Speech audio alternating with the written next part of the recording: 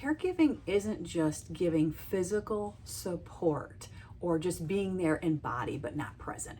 It's about giving emotional support, because our elderly and our seniors, sometimes when they're home alone for a really long time by themselves, they can get depressed, they can get lonely.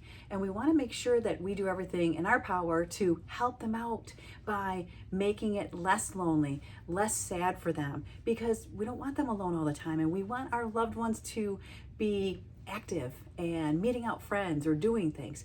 So we want to make sure that we check in daily, not just saying hi mom, but just really great conversation, emotional, from the heart conversation. How are you doing? And listening, not just telling them about your life, but listening to them, because it's so important to listen to the things that maybe mean something to them, or maybe they want to talk about. Maybe it's an anniversary or a special day to them for some reason, and you don't know it or you don't remember it, but it's something that they want to talk about. Give them that time, give them that ear, and encourage social connection.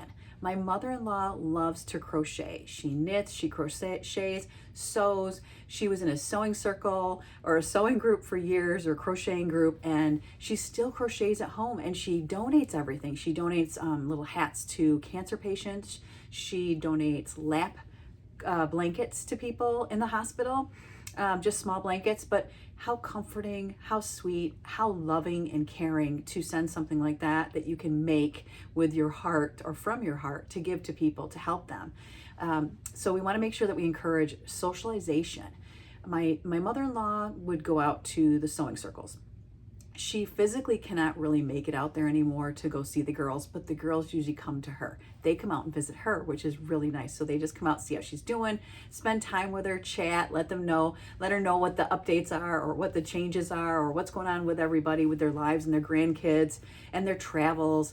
And also, my mother-in-law used to get her hair cut, and the hairdresser actually comes to her house. So that's great. There's not that many people out there that do that. But how nice. She used to go to the hairdressers and visit with the people that were there, and including loving, she just loves her hairdresser. She's had her for years.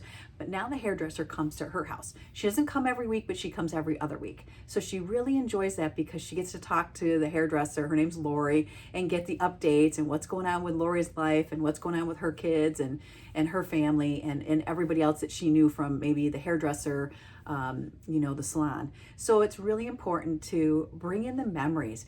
Talk to your loved ones about memories, about photos. Bring things back so that it triggers their thought process, helping them, engage and smile because they remember something, or maybe they remember part of the story that you don't remember.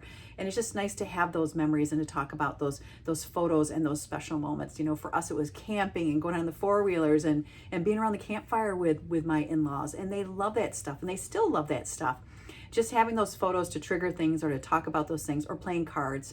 My mother-in-law loves to play cards, and it's so nice to play cards or games. And it just stimulates the mind, and it's just so good to get people out of the house, or just get them out of maybe sitting in the same chair looking at the same thing every single day. Just get a little change in there, get a little energy and love and support, and just keep giving that special heart of yours to them, because connection is everything. Connection is caring.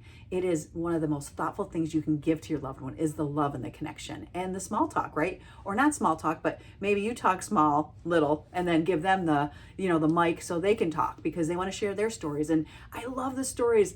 I love the stories by the seniors, or them growing up in the different things. A small daily effort can change a day and can change your loved one's life. Those little tiny steps just bring about big opportunities and big changes to the heart.